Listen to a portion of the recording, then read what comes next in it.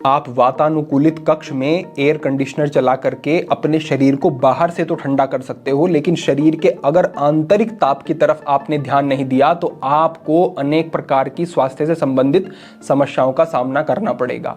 वहीं कई लोग ऐसे होते हैं जिनकी प्रकृति पित्त होती है, पहले से शरीर में गर्मी बढ़ी हुई होती है, तो उनको तो इन समस्याओं का सामना करना पड़ता है। तो अगर आपको ऐसा लगता है कि गर्मी के मौसम में पाचन खराब रहता है, आपको पित्त बहुत बनता है, आपकी स्किन प्रॉब्लम आपको रहती है, आपकी आंखों पर प्रभाव पड़ता है, लालिमा आती है, पैर के तलवों में जलन अनुभव होती है, यूरिन में जलन अनुभव होती है, इस तरीके की अनेक समस्याएं अगर आपको होती हैं जो गर्मी बढ़ने का संकेत देती हैं, वो अगर आपके साथ है तो ये मार्गदर्शन आपके लिए अत्यंत उपयोगी है। इसमें हम पूरे स्वभाव को समझेंगे अपने शरीर के, और गर्मी में हमारा शरीर किस तरीके से रिस्पॉन्ड करता है इसको भी हम समझेंगे, क्या सावधानियां रखनी है और किन चीजों को ग्रहण करना है।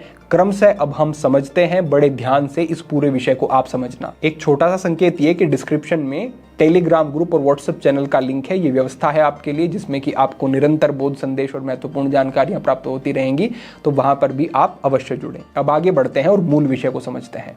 यहाँ पर जो सबसे पहली बात है वो ये है कि गर्मी के मौसम में आपकी जठराग्नि मंद होती है। कई लोग सोचते हैं कि गर्मी का मौसम है, ताप बढ़ रहा है बाहर, तो अंदर भी हमारी जो पाचन की शक्ति है उसमें भी ताप बढ़ के जठराग्नि बढ़ती होगी, लेकिन ऐसा नहीं है।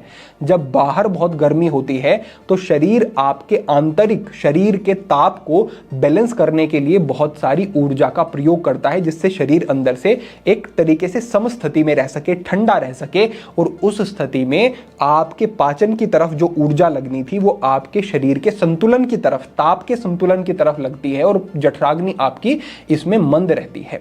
इसमें आपको भारी भोजन का प्रयोग नहीं करना है। पहली सावधानी यह है कि भारी भोजन नहीं करना है, हल्का सुपाच्य भोजन। आप प्रकृति की तरफ भी दृष्टि डालो, प्रकृति में भी इस तरीके के फल और सब्जियां आने लगती हैं। लौकी हो गया, तोरई हो गया, तरबूज हो गया, खरबूजा हो गया, टिंडा हो गया, इस तरीके की बहुत सारी सब्जी होंगी जो कि बहुत हल्की हैं, लाइट हैं, रस युक्त हैं, जिनमें पानी की मात्रा अधिक है। ये संकेत है प्रकृति का कि इस समय पर सावधान होकर के इन चीजों का प्रयोग करो और अपनी जठराग्नि को संतुलन में रखो। तो आपको हल्का सुपाच्य आहार लेना है, सही मात्रा में आहार लेना है तो ठीक रहेगा। दूसरी बात यह है कि इस समय पर शरीर में रूखापन बढ़ता है, ड्राइनेस बढ़ती है। आप भी देखना कि स्किन ऐसी हो जाती है कि बहुत सूखी सूखी और बहुत जैसे पतली सी पड़ गई हो त्वचा, तो उस समय पर करना क्या है, आपको स्निग्ध चीजों का प्रयोग करना है। रूखापन है तो अगर तेल युक्त घी वाली चीजों का प्रयोग करोगे तो अच्छा रहेगा। तो देसी गाय का घी इसमें आप प्रतिदिन 2 चम्मच की मात्रा में प्रयोग करते हो तो ये बहुत अच्छा रहेगा, स्मूथ रखेगा आपके पेट को और जठराग्नि को बढ़ाता है घी, ये भी आप ध्यान रखें, तो ये इसमें उपयोगी रहेगा। तीसरी बात यहां पर है कि इस मौसम में पित्त बढ़ता है, और पित्त शरीर से निकलेगा कैसे, उसका सबसे अच्छा माध्यम होता है यूरिन के माध्यम से।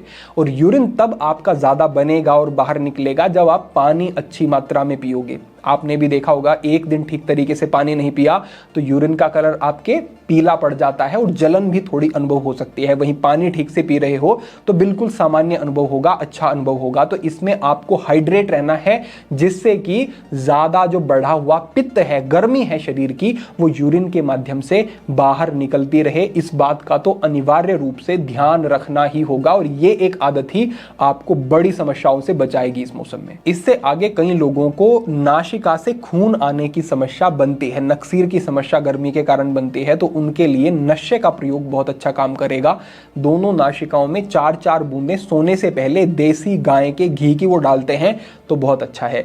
यूं तो बादाम रोगन भी डाला जा सकता है, वो भी अच्छा रहेगा, या अणु तेल भी डाला जाता है, लेकिन इस समय पर पित्त का शमन करने के लिए घी सर्वोत्तम है, तो घी का ही प्रयोग करेंगे तो ज्यादा अच्छा है। हाँ, घी का प्रयोग गाय के का ही करना है, इस बात का ध्यान रखना। एक प्रश्न ये मिलता है कि इस समय पर अगर हम ड्राई फ्रूट खाते हैं, गर्म चीजें खाते हैं, बादाम वगैरह, तो वो हमें गर्मी करती हैं, तो क्या कर सकते हैं। तो देखो, रात्रि में उन सारी चीजों को भिगा दिया करो। अंजीर हो गया, आपका बादाम हो गया, अखरोट आदि हो गया, रात्रि में भिगा दो इनको और सुबह इनका छिलका उतार लो बादाम का, और तब इनको प्रयोग करो।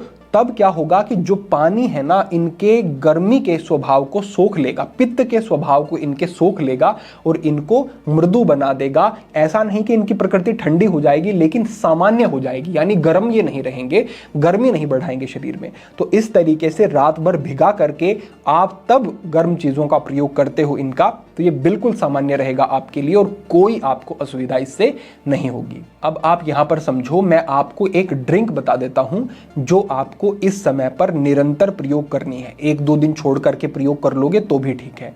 आपको पानी लेना है, पानी में बाजार से आसानी से आपको सत्तू पाउडर मिल जाएगा, वो आपको इस पानी में डाल लेना है।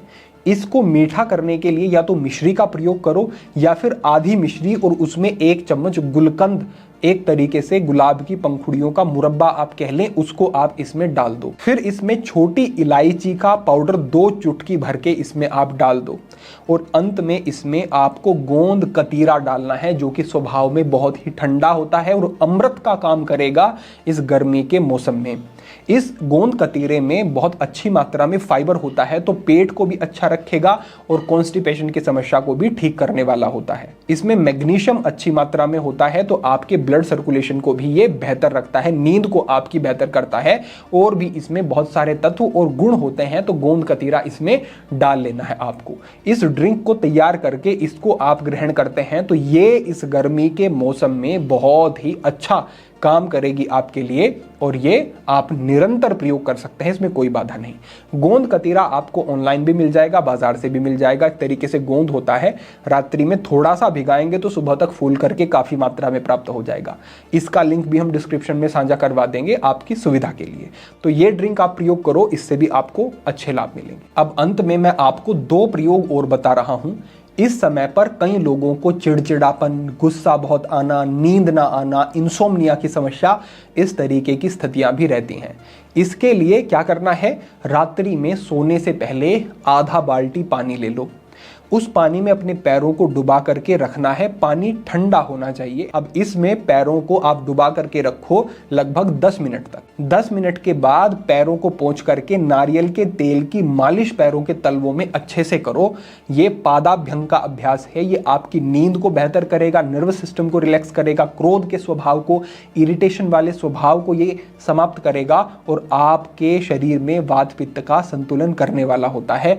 बड़ा अच्छा अभ्यास है, ये भी आपको नियमित रूप से इस गर्मी के मौसम में करना है। और अंत में मैं कहूंगा कि आपको अपनी चंद्र नाड़ी का प्रयोग करना है, यानी आपकी जो लेफ्ट नोस्ट्रल है, ये आपकी चंद्र नाड़ी है, इसका प्रयोग करना है।